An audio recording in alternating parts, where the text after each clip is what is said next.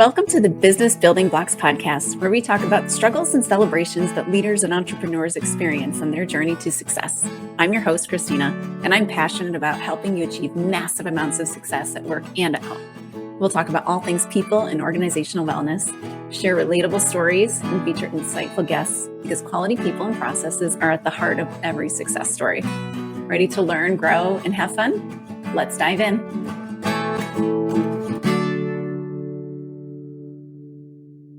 Hello and welcome to the Business Building Blocks podcast. I'm your host, Kristina Schmitt. So today I'm going to talk about a question and really something I hear a lot from clients, from just people I'm chatting with, from tons of people. And in all honesty, I felt it myself. So it is, my business is successful, but I'm miserable. Yes, this happens so much more than we really think that it does, because some people are, they're tied to, oh, my business is doing great, I must be happy. And they sometimes project that out to other people. But when they really start to look at themselves, they see that they're running around constantly on their cell phone, trying to stay connected because they just feel like the whole place is going to fall apart when they're not around, or everybody's calling them all the time because they need them for decisions or they need them for something. And they're losing holiday time, they're losing vacation time, they're losing weekends and evenings and time with family and times for the thing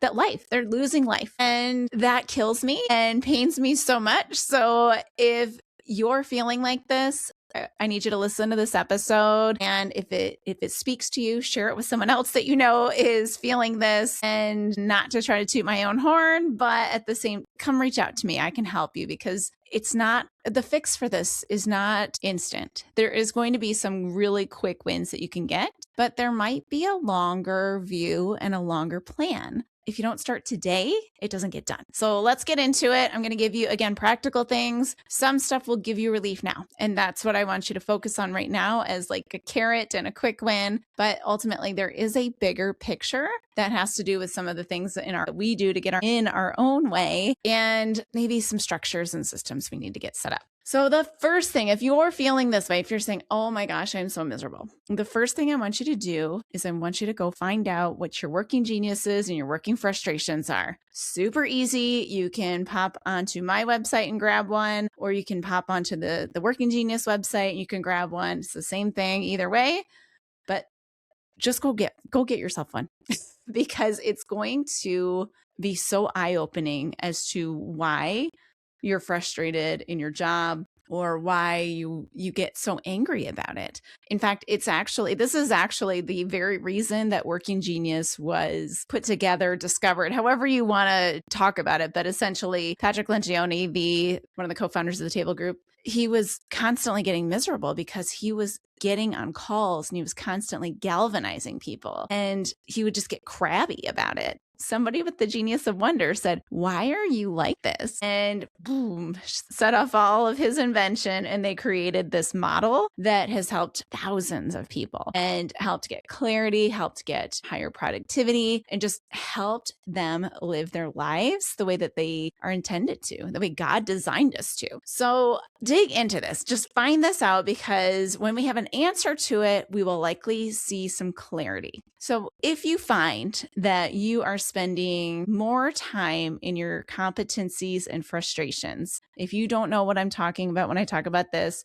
there are several Working Genius episodes. Go ahead and hop on to one of those. I will explain to you, but the quick lowdown is that there are 6 stages of work, and they're identified as working geniuses. So 6 types of working genius. We are all gifted naturally with 2 geniuses, 2 competencies, and 2 frustrations. So these geniuses, they give us joy and energy when we do them. So it is the stages of work, the type of work that bring us joy and energy. So this is where we might go to more automatically. And it's going to be the type of work that we could sit and do all day long. And it doesn't matter if we're hungry, we're totally energized by doing it. And we could do it all day long, no matter what. We might be really tired by the end because we've totally exhausted ourselves. But overall, you're going to feel more energy. You're going to be excited to go back and do it again. It's good. It's where you are designed to spend your time.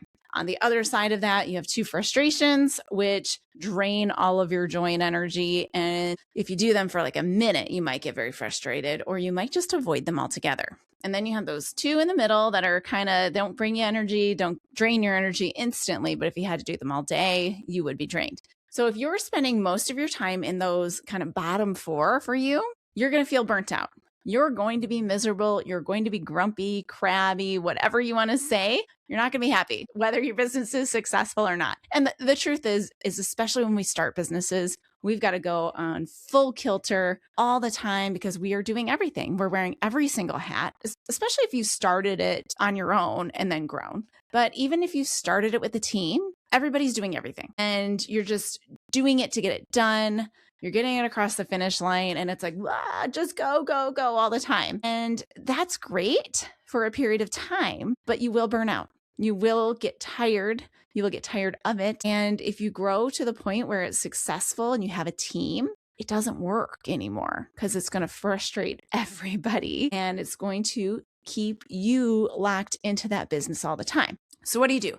You figure out your working geniuses and look at your day. Are you having to, like, if your geniuses are invention and discernment, are you spending all of your time getting employees to do something, working on the marketing, trying to figure out what's gone wrong with something, which might be very joyful to you? But are you spending all of your day doing like admin style work, like having to like do things with the accounting or review finances or follow up with items? Like if you're doing that all day long and you're an inventor and discerner, you're going to be miserable because you don't get to invent. You might discern here and there, but you're missing it, that whole one huge part of it, which is a pretty prominent genius. So you need to do something here. So there are many steps that we can take when we find that you're just kind of out of whack with your geniuses. So there's no magic number that we want to get to or we need to get to, but ideally you're spending more than half of your time. So if you can say 51% at least, maybe 60% would be better, that kind of thing. But you can't spend 100%. So don't expect to. You're still going to have to do these other things. You just want to be the majority of your time in your genius world. So this is what we would do. We would look at your geniuses and we'd say, is there anything you shouldn't be doing anyway?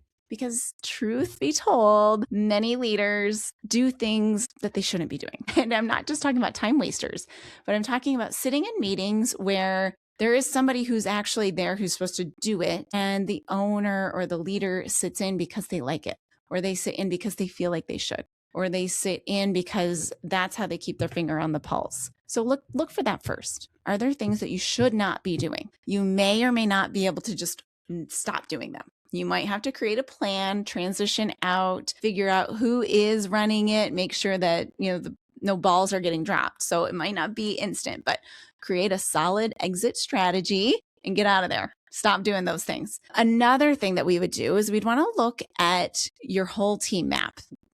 Get the working genius for everybody. It's literally $25 US. Easy. Get your whole team map and have a look, because there might be somebody who is chomping at the bit to do those parts of your job that you hate. And especially when you're the owner, you can have anybody do anything in reality. Like CEO being CEO doesn't mean you have to do anything. Like you have to do certain things. Yes, you need to know what's happening. You need to be the ultimate, like, this is the way the business is going kind of decision maker, but that doesn't need to be 80% of your job. You need to figure out how you can structure your job so it's sustainable for you, because you may not be able to take a vacation every single month to refresh from, 2 weeks worth of work. That probably is not going to be a sustainable system, but maybe it is. I don't know. Depends on your business and what kind of structures you set up for it. But look at these geniuses, figure out, okay, where am I spending my time? Can I let go of anything? Second, can I delegate anything to somebody who's already on my team who has this genius that's not being fully utilized? Okay, great. And third, say we've done these things and you're still piled on with competency and frustration work, or there's no one to take it in your whole business. You may need to rework things and bring somebody in who can help with that. It might be hiring like a COO, somebody like if you're, wonder invention and trying to run this business and like tenacity is like so low, you're tripping over it. You might need someone to help you run things. And you can be up high in the sky doing, your invention sort of stuff. Check in on those, key meetings, make sure somebody gets you into those meetings so you know what's going on.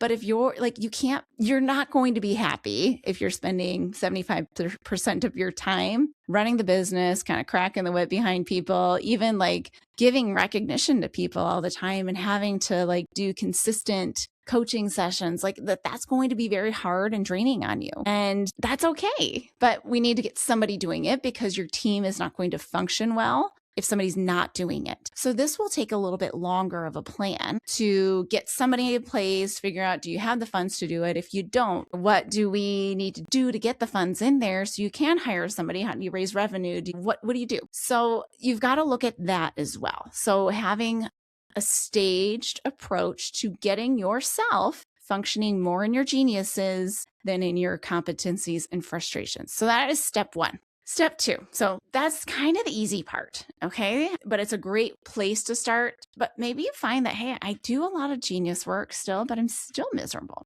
So the next question I want you to ask yourself is, what did I expect business ownership or leadership to look like? And I want you to get as detailed as you can, like write it down, make a big journal. What did I expect it to look like? And just write all of that down and then pause, maybe take a break, do it the next day. What does it look like? Just journal that out. Brain dump everything. What does it look like? And then try to understand this gap. Father Mike Schmitt, he's the Bible in a Year guy. If anybody hasn't listened to that, he says expectations can be the killer of joy. And I have an episode with Melanie and Jenny from a long time ago where we talk about good and bad expectations. And sometimes these expectations that maybe aren't realistic can steal joy from where we are today. Like maybe you expected to have, all of this freedom and vacation and like you expected like work to just come easily and that sort of thing, but it's just not. And then you're getting stuck in this like shame around that. You're getting stuck in this, when will it get easier? And I mean, maybe it won't. Like the reality is if you stop trying to get clients or trying to get customers in the door, or trying to invent new things or whatever your business does, if you stop doing that, you might not have customers anymore. There is like, while you want it to be easy, and yes, success might look like in your style of business, success might look like customers come to you, which is fantastic. And that's great. And there are a lot of businesses like that, but there are a lot that are not. So you might have to say, okay, well, maybe that's an unreasonable expectation, or figure what's getting in the way of that being your reality now. So it's kind of twofold with this one. And this is one where you might have to do some reflecting, some talking to some other people, or, thinking around it. But you may have had these expectations and the reality might look very different. And there's likely somewhere in between that is your potential reality. Like, if you want to be traveling the world half the time of the year, that might be very possible. You just need to get your revenue up and get someone in place to do the things that you're not doing because you're not there, right? So there's probably a way. You just have to do it. So this is where understanding like what you expected it to look like and trying to see if these expectations were actually they're kind of stealing your joy right now. And then saying, okay, what's actually getting in my way of functioning there? And what I will typically find when I work with clients on this is that there are some structures and systems that, might not seem important to do, but they're necessary if you want some level of freedom. And what I find a lot is that there are many business owners, especially the ones that have come in and built it from the ground up, who struggle with that because a lot of them do have this invention. Or they just have done everything and it's literally like trying to let your baby go and go do the things out in the world. It's hard. But as a leader, you have to start thinking of your team as extra appendages for you. So you've hired people to do these things, but what you have to do is do the next best thing. So you have to translate to them what your vision for the entire company is, what your values are, how you want to be functioning, and then give them some confines and structures and boundaries to make decisions with. Because until you do that, they're going to always have to come to you again to ask these questions or to get you to answer these questions or to get your take on it, because they might think you're going to be really annoyed with them if they make some decision without you and, and it's wrong for whatever reason. So you have to give these structures and put these structures in place. That might feel hard and it might feel fluffy, maybe like putting your values down on paper. But the reality is that if you are looking at your schedule and you're looking at your day and you're saying, I need more freedom from this, because a lot of times when people are miserable, maybe it's not even the first two things maybe it's part of number 2 and number 1, maybe it's a combination, but essentially you're doing everything still. And you have this team, and your expectation of having freedom from being your own boss is so far from your reality that you are just completely burnt out. You're not living your life. You're just living to work. You've created yourself a job. So Michael Gerber in the E-Myth talks about this. Like, a lot of people started their own business and all they've done is created a job for themselves rather than creating a business that functions so that they can continue to grow it or get some freedom and actually live. So it is about putting these systems in place. So some starting points there are figuring out, okay, what do we do? How do we do it? So figuring out your values, figuring out exactly the things that you do, and then figuring out kind of your strategic objectives. So great book for walking you through this is Patrick Lencioni's The Advantage. He talks through these 6 critical questions.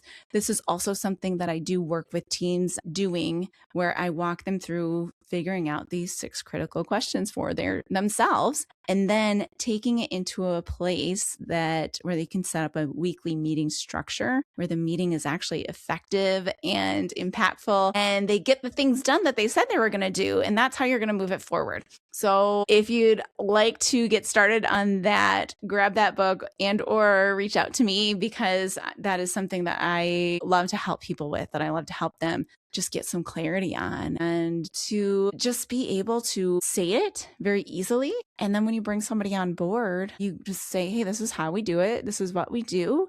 And they can see it function that way as well, because it's real. You're really working on these things. You're really functioning the way your values state that you're functioning. You don't have like 15 values listed on the board that are like, oh, we're going to be nice to people. We're going to treat people with respect. We're going to, deliver on time. Like, those are great, but like, do they really define anything? Like, we want to talk about the ones that really define how you do things and really give people some clarity in decisions and how they should be functioning, how they should be treating people, and how they should be working together as a team. So if you're feeling this down in the dumps way, try some of these things. Go grab your working genius, do some journaling about what you originally expected to happen and what's currently happening, and really dig into, are you in places where you shouldn't be? How do you get out of them? If you'd also like to just chat through it with me, reach out. You can book a call right on my website and we can just chat. We can just talk through what is going on,